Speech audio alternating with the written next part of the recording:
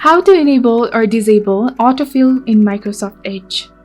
Hi everyone, welcome back to another tutorial.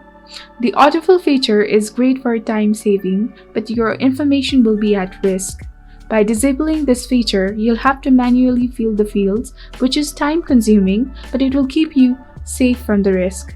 So first of all, open your Microsoft Edge and click on three dots on the top right corner, and next select the settings option and select the profile options on the left.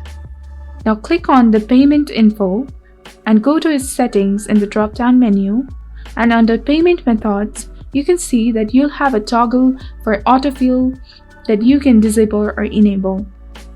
This is how you can enable or disable autofill in Microsoft Edge to keep your data and information safe. So if you found this video helpful, do not forget to like, comment, share, and subscribe to this channel for more amazing tutorials. See you in the next video.